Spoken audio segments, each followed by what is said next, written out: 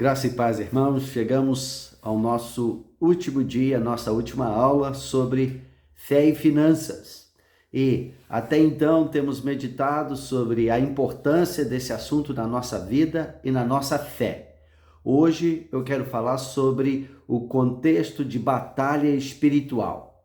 Fé e finanças nos revelam princípios que devemos observar a fim de não bloquearmos a bênção de Deus em nossas vidas. E por ser um assunto altamente espiritual, como nós já falamos, Satanás está sempre buscando ter domínio sobre esta área. Isto no mundo e também sobre as nossas vidas, ou seja, sobre cada indivíduo. É por isso que a palavra de Deus nos mostra que nós não podemos servir a Deus e as riquezas. Então, Mamon ou Satanás, ele está por trás de todo esse contexto que pode trazer e possibilitar domínio sobre a alma, sobre o espírito, sobre a vida de uma pessoa e sobre este mundo.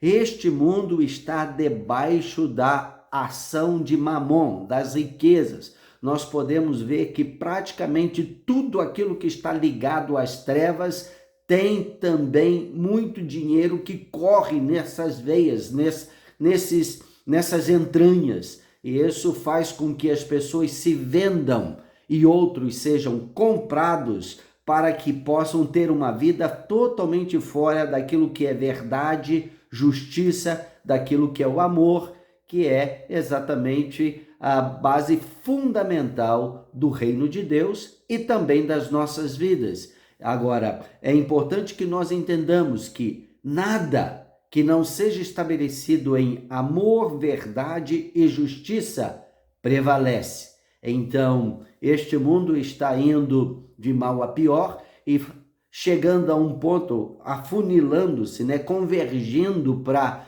que haja um desfecho, um julgamento final. Isso porque o que tem acontecido no mundo, o governo no mundo, não é estabelecido em cima de amor e justiça e não tem como prevalecer.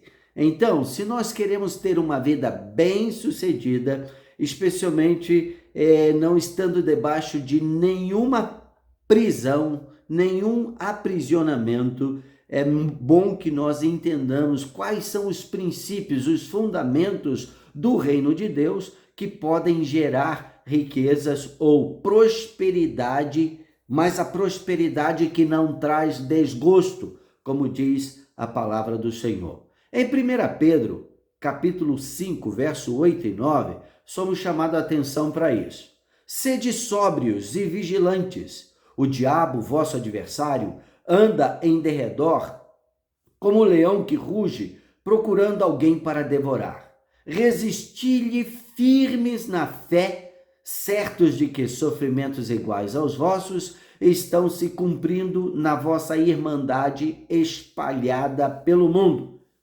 Se estamos vivendo em conformidade com a palavra e a vontade de Deus, e ainda assim parece que tudo está dando errado, nos sentimos amarrados, impedidos de romper nesta questão de finanças, de ter uma vida com dignidade, então está na hora de nós analisarmos e discernir o que está acontecendo no mundo espiritual ao nosso redor. Porque nós estamos realmente vivendo não um mundo físico. O mundo físico é o reflexo daquilo que está acontecendo conosco, o que está acontecendo neste mundo. O que realmente está acontecendo é no mundo invisível e nós não conseguimos perceber. Mas quando nós adentramos os portais do mundo espiritual e o jejum, a oração são os principais meios para que nós tenhamos o nosso discernimento aberto, nossa compreensão, nossa percepção do mundo espiritual nítido. Então, assim nós estaremos procurando, conseguindo ver, discernir o que está acontecendo e tomar as decisões que precisamos tomar nesse sentido, A primeira coisa que nós precisamos fazer para discernir isso é buscar por brechas existentes em nossa vida. Porventura, existe alguma coisa que não está em conformidade com a palavra de Deus ou que nós temos estudado até então? Aí nós teríamos que tomar as providências de acertar. Então, a disposição para o trabalho, a vida de produtividade que nós vimos que não é parte da maldição, não é parte do pecado, mas sim uma revelação do caráter de Deus. Deus é um Deus produtor, ele é um Deus criador, ele está sempre criando e ele colocou isso em nós, essa necessidade também de criar, de desenvolver. Nós somos chamados de co-criadores com Deus, então nós temos que analisar isso. Nós não podemos abrir espaço para a preguiça na nossa vida. Nós todos temos esse dom de Deus de produzir e nós precisamos desenvolver isso. Então, até as crianças, os pais devem ensinar o valor do trabalho às crianças desde pequenininho, permitir que elas estejam com a mão na massa, trabalhando. Dá trabalho? Dá trabalho para os pais, né? Mas é exatamente isso que nós queremos ensinar para eles, o valor do trabalho. Observar o dia do descanso, o sábado do Senhor. Nós falamos, meditamos sobre isso e que chama a nossa atenção para o senhorio de Cristo. Então, nós estamos observando o dia de descanso. Isso é importante, é um princípio fundamental da nossa vida, está lá nos 10 mandamentos. Dizimar, reconhecer que Deus é Senhor sobre o nosso coração e não o dinheiro, né? Não o fruto do nosso trabalho, mas Deus é Senhor sobre todas as coisas e nós reconhecemos e nos submetemos a isto. Eu falei também que o princípio do dízimo, como também o princípio do descanso, apontam para o senhorio de Deus sobre nós. E nós precisamos reconhecer isso de livre e espontânea vontade.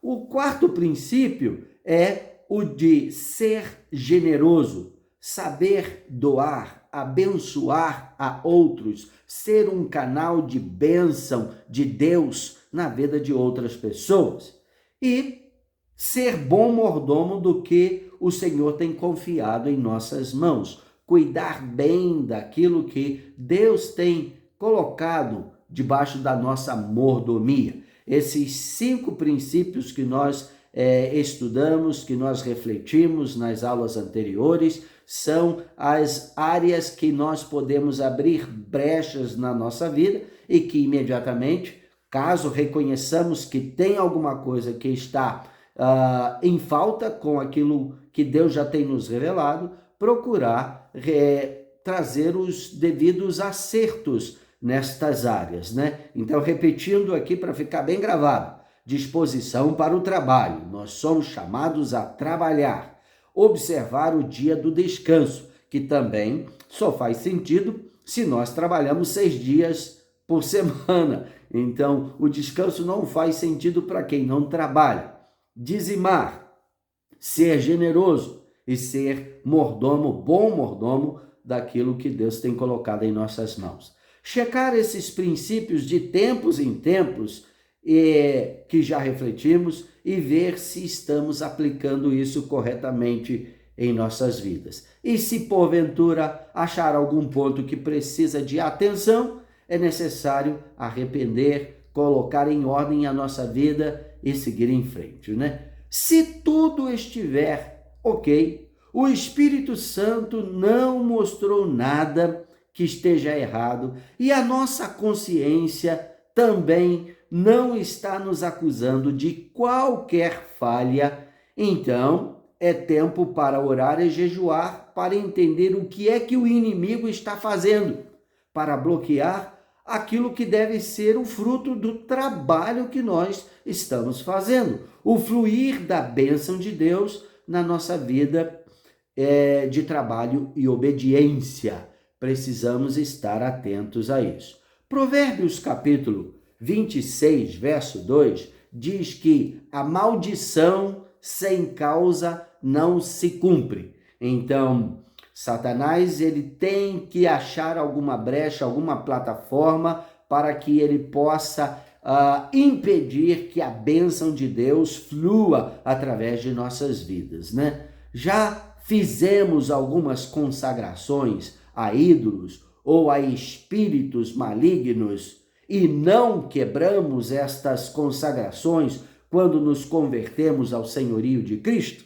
Isso nós precisamos também checar, né? Muitos de nós, principalmente aqui no Brasil, na nossa cultura que tem tanto sincretismo religioso, muitos de nós já viemos de uma influência direta do espiritismo, né? E nossos pais, avós, como é o meu caso, né? Foram bem envolvidos com o mundo espiritual das trevas, através de pactos, através de alianças, e nós precisamos estar cientes disso. Satanás trabalha em cima de legalidades e nós precisamos fechar essas legalidades. Se tem alguma coisa nesta área, nós precisamos quebrar no nome de Jesus. Algumas pessoas que conhecem o meu testemunho já me ouviram contar que eu tive muitas dificuldades em algumas áreas da minha vida por muitos anos, e eu jejuei, orei, buscando a revelação de Deus para saber o que é que estava errado, o que que estava acontecendo, por que que determinadas situações das trevas, que eu sabia que não era de Deus, estavam sempre me perseguindo. E Deus foi me trazendo algumas revelações nisso, até que um dia, né, depois de uma batalha árdua, né, uma batalha pesada com o mundo das trevas, Deus trouxe algum conhecimento, e eu fui para minha mãe e conversei com ela a respeito daquela situação, e ela disse: você não sabe, mas quando você nasceu, o seu pai, junto com o seu avô, eles te consagraram a essa entidade que é conhecida como São Jorge, pelo menos no catolicismo. Na Umbanda ela tem o nome de Ogum, no Candomblé tem outro nome que é Oxós, mas na realidade é um principado das trevas que atua em determinadas áreas, né, de influência, especialmente na área moral, e também isso afeta diretamente a vida financeira. E quando ela falou isso, eu não sabia, mas todas as minhas batalhas espirituais sempre tinha a presença, né, deste espírito, que é conhecido como São Jorge. Então, imediatamente, eu saí dali, depois de ouvir o relato da minha mãe, e eu fui para um momento de oração, e eu quebrei esses pactos no nome de Jesus, eu cancelei qualquer aliança que o meu pai e o meu avô, porventura, tivesse feito com esta entidade envolvendo a minha pessoa, que na época era um bebê, não tinha condição de fazer qualquer escolha. Então, a atitude dos pais, os pais são a principal cobertura espiritual sobre os seus filhos, e também o avô está numa posição de autoridade espiritual. Então eu quebrei aquilo, cancelei, e eu disse de uma maneira bem clara para esse espírito: olha, eu cancelo e eu discordo e eu não aceito qualquer favor, qualquer barganha que o meu pai, que o meu avô tenha feito com você a meu respeito. Eu cancelo, eu rejeito, porque eu voluntariamente dei a minha vida para Jesus e Ele é o Senhor da minha vida, do meu coração. Eu não tenho negócios com você. Meus irmãos, acreditem, logo depois que eu fiz isso, nesta oração, nesse tempo de batalha, eu nunca mais tive aquelas visitações que eu costumava ter deste espírito, né? Ou seja, a influência das trevas cessou na minha mente. Agora, era só influência, eu não estava debaixo de pecado sugerido, que o Satanás estava sugerindo para mim. Não. Uma coisa é influência, outra coisa é decisão. Mas certamente isso sempre traz situações complicadas que podem impedir a graça de Deus de fluir. E nós precisamos buscar quebrar e desconsagrar, quebrar todo o negócio com as trevas. Eu sei que é comum encontrar pessoas que foram atrás dos favores de orixás, principalmente na área de negócios, para buscar prosperidade. E isso é uma legalidade das trevas que nós precisamos quebrar. Provérbios capítulo 22, verso 29, diz assim: Vês a um homem que é perito na sua obra?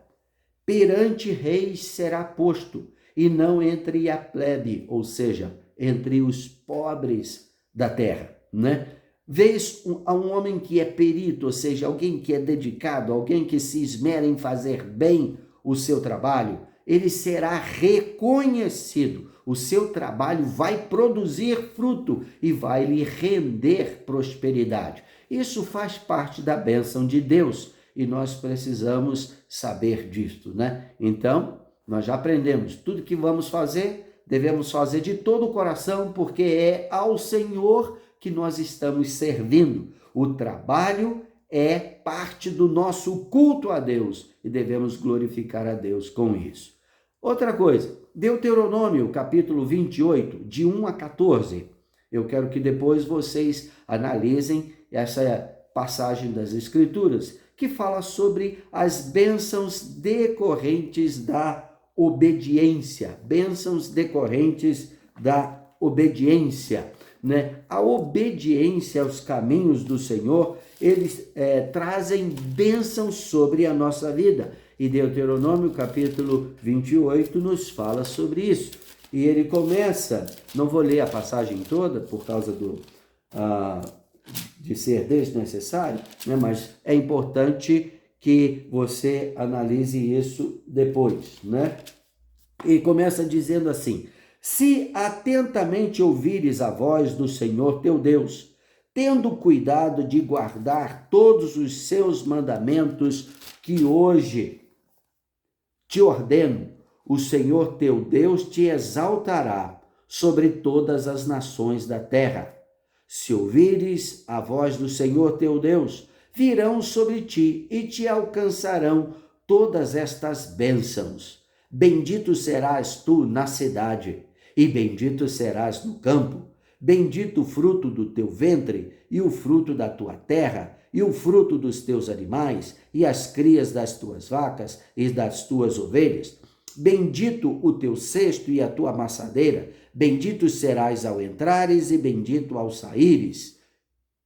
Isto é promessa do Senhor. Agora também, nesse mesmo capítulo, você vai achar, a partir do verso 15, né, os castigos da desobediência, e são reais. E aí você vai observar que as maldições normalmente vêm do Senhor e é uma maneira dele chamar a nossa atenção para as áreas que nós precisamos corrigir na nossa vida, de maneira que isso não seja um laço para a nossa alma. Então nós precisamos estar atentos a isso, ao mundo espiritual, né? Citando aqui algumas situações de brechas, né, que porventura possam estar acontecendo, dando continuidade a isso que eu compartilhei, falando sobre a minha própria experiência. Julgo de injustiça.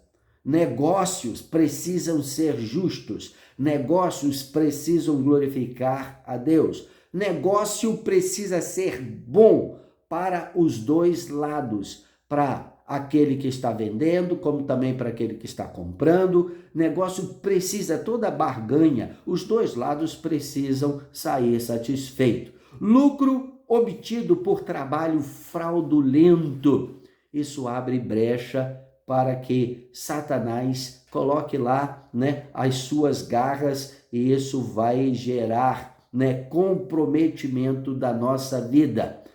Trabalho fraudulento ou pecaminoso. Meus irmãos, eu espero que nenhum de vocês estejam envolvidos nessa situação, mas eu já conheci pessoas que se diziam crente e pareciam, pelo menos davam a aparência de serem fiéis, na igreja onde congregavam, e até dizimando, mas seus negócios envolviam prostituição, drogas, idolatrias. Como que alguém pode ter uma consciência limpa diante de Deus, né, vivendo nessa situação? Então, o que essas pessoas pensavam? Que a vida espiritual era totalmente separada, totalmente longe daquilo que é o nosso, alguns chamam de ganha-pão. Não, não é. A nossa vida tem que glorificar a Deus e tem que refletir Deus em todos os sentidos. Eu me lembro que uma vez eu liderei uma campanha de evangelismo na cidade de Aparecida do Norte e nós ficamos hospedados numa determinada igreja lá, minha equipe ficou hospedada lá na igreja, onde era o nosso quartel-general. Nós dormíamos lá, né, e tínhamos as nossas devocionais e tudo, cooperávamos com o trabalho da igreja, e durante as tardes e as noites também estávamos nas ruas para evangelizar o povo, principalmente aquelas caravanas que vinham de tantas cidades do Brasil para lá, Aparecida do Norte, alguns pagando promessa e coisas assim. E acreditem, eu descobri muitos membros da igreja onde nós estávamos hospedados que tinham barracas, tendas, negócios ali naquelas áreas principais onde os peregrinos, né, ou aqueles que estavam pagando promessa, visitando a Aparecida, onde tinha a maior concentração de pessoas, e tem sempre essas barracas de venda de bugiganga, de qualquer coisa. E a maioria, eu não vi nenhuma que não vendesse ídolos de Aparecida do Norte, né? Então, e muitos desses negócios eram de crentes. Agora, como que pode isso acontecer? Você vê lá na palavra de Deus, em Atos dos Apóstolos, uma briga ferrenha que aconteceu, né? Paulo comprou essa briga quando ele denunciou a idolatria de Diana, lá em Efésios, né? E muitas pessoas estavam convertendo realmente, genuinamente ao Senhor, ao ponto de queimarem em praça pública seus livros e objetos e situações que estavam, que eram usadas no seu sincretismo religioso. E aí teve a história de Demétrio, né, que era um dos líderes lá, talvez ele era o líder do sindicato dos que faziam ídolos, né, nichos de Diana. E houve realmente uma comoção muito grande na cidade. Na realidade, ele mexeu com um principado da cidade, que era Mamon, dinheiro, por trás da religião. E houve aquela situação toda, né? Então, a mesma coisa eu vi que acontecia lá em Aparecida do Norte com muitas pessoas que se diziam cristãs, estavam em comunhão com a igreja, mas tinham, né, suas vidas na área financeira totalmente comprometida com aquilo que é ilegal, que é pecado no reino de Deus, no mundo de Deus, né? A questão de lucro através de idolatria. Nós também já tivemos uma experiência, isso dentro da missão, isso aconteceu lá no Complexo do Alemão, onde a Jocum tinha uma base lá, e de repente um dos líderes do tráfico de droga, né, e parece que a esposa dele gostava muito dos evangélicos e estava sempre envolvido com igrejas e tudo, e ele ofereceu para Jocum entregar o dízimo do tráfico de droga. Claro que nós não aceitamos de jeito nenhum, não tínhamos qualquer pacto com qualquer coisa nesse sentido, né?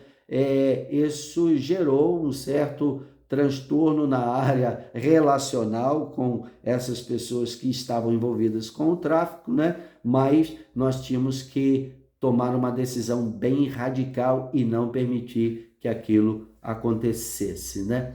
Preços desonestos e injustos, ou seja, um lucro exorbitante naquilo que nós produzimos ou naquilo que nós negociamos, naquilo que nós vendemos, que beneficia muito quem está na frente do negócio, mas não é uma situação correta diante das outras pessoas que estão precisando da nossa ou prestação de serviço ou daquilo que nós produzimos. Nós precisamos ser corretos e ter equilíbrio nesse contexto, porque Deus, ele quer nos abençoar, mas o seu nome também está na parada, né? Quando nós somos cristãos, filhos de Deus, todo mundo sabe quem nós, a maneira como nós vivemos ou pregamos, falamos de Deus e tudo, e de repente nós somos apanhados numa arapuca como essa, de injustiça,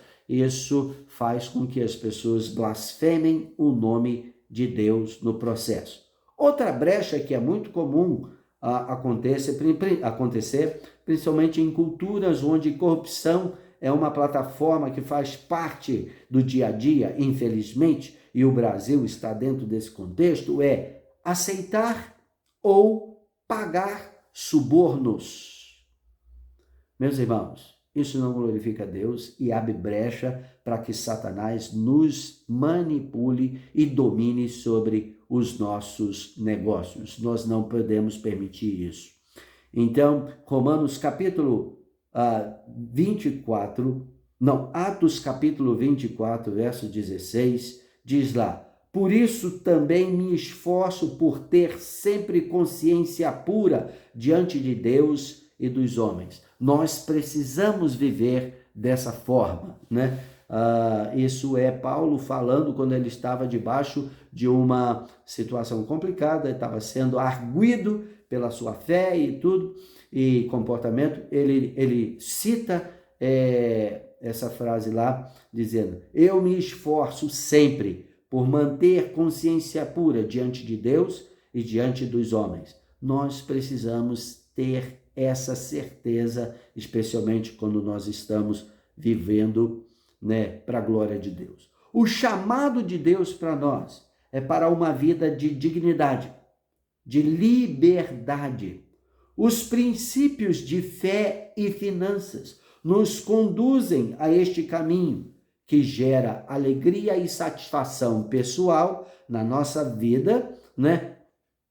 Nos faz instrumentos de Deus para trazer libertação aos que se encontram debaixo do jugo de Mamon e nos faz participantes da extensão do reino de Deus neste mundo. E resulta, claro, em glória ao Senhor Jesus, a quem pertence todas as coisas, a quem nós pertencemos e a quem nós prestamos contas, né? Então nós precisamos, meus irmãos, aplicar essas verdades na nossa vida. O mundo espiritual, ele é real e nós precisamos reconhecer isso. Agora, eu chamo a atenção para algumas situações que acontecem com cristãos, tá? E que merece que nós falemos alguma coisa a respeito. Eu já fui convidado, como pastor, né, para ungir, consagrar negócios, ungir, consagrar carros, ungir, consagrar propriedades, tá?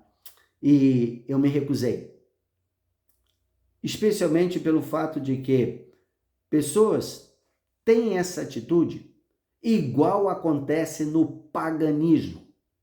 As pessoas buscam, no caso lá do paganismo, né, a bênção ou o favor de espíritos, seja da natureza, seja orixás, seja lá qual for, né, a devoção daquela pessoa. Às vezes é uma entidade que está lá representada por uma imagem de escultura, e eles buscam isso para que haja uma proteção espiritual, um seguro espiritual para o seu negócio, para a sua vida ou qualquer coisa assim.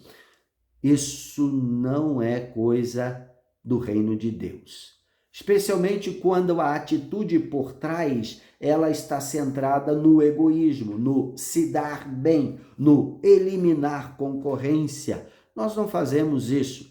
E principalmente porque dentro daquilo que a Bíblia nos ensina, isso está lá no Antigo Testamento, né? As consagrações, seja de casa, de trabalho, de campo, de produtividade e qualquer coisa assim. Quando alguém chegava e consagrava ao Senhor, o que ele estava dizendo é que ele estava entregando para Deus, pertenceria a Deus. Algumas pessoas consagravam permanentemente, outros consagravam, como por exemplo, a safra do seu campo naquele ano. Isso significava que todo o lucro que ele obtivesse daquilo seria dedicado ao templo, ao Senhor, para os cuidados do reino.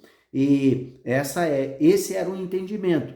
Hoje eu vejo que algumas pessoas consagram o Senhor sem entender que o que eles estão fazendo, por exemplo, eu estou consagrando este carro ao Senhor. Isso significa que o carro não é mais seu.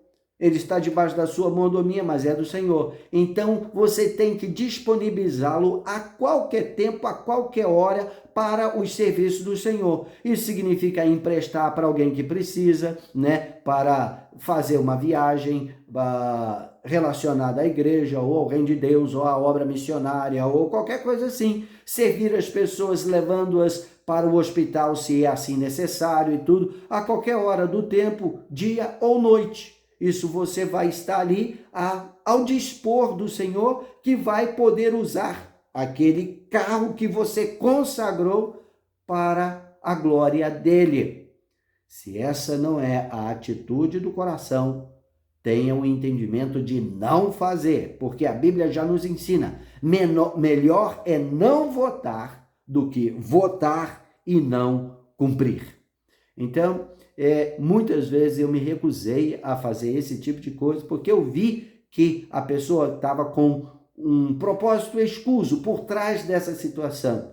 E eu entendo também que as principais consagrações, unção com óleo, se faz sobre pessoas e não sobre coisas. Pessoas são importantes, coisas não. Coisas são coisas que nós usamos para abençoar pessoas. Então, isso é uma brecha, pode ser uma brecha no mundo espiritual que pode trazer muitos prejuízos, especialmente para alguém que busca viver para a glória de Deus. Nós devemos colocar-nos diante de Deus nesta área de finanças, andando em fé, porque o justo viverá da sua fé, e sem fé é impossível agradar a Deus. Nós precisamos entender isso e glorificar a Deus através da nossa vida e de tudo aquilo que Ele tem colocado, confiado às nossas mãos, fazendo com que isso se multiplique, igual a parábola dos talentos, né? Aquele que recebeu 5, aquele que recebeu 2, segundo a capacidade de cada um. Deus, Ele é generoso e Ele tem confiado bens em nossas mãos. Nós devemos fazer todo o nosso possível, todo o nosso esforço para multiplicar, fazer render aquilo que Deus tem colocado em nossas mãos. Oremos e busquemos viver de acordo com isso que nós temos aprendido na palavra. E que o Espírito Santo nos conduza nessa caminhada, de maneira que mamon, riquezas, dinheiro nunca vai ser senhor, dono sobre a nossa vida, sobre o nosso coração, sobre o nosso espírito, nossa alma, mas que nós aprendamos a viver com contentamento, glorificando a Deus com tudo aquilo que Ele tem confiado em nossas mãos, glorificando a Ele através do nosso trabalho e assim sendo uma bênção para a vida das pessoas que estão ao nosso redor. Que eles possam ver a glória de Deus e o caráter de Jesus através da nossa vida nesta área de finanças e fé. Amém?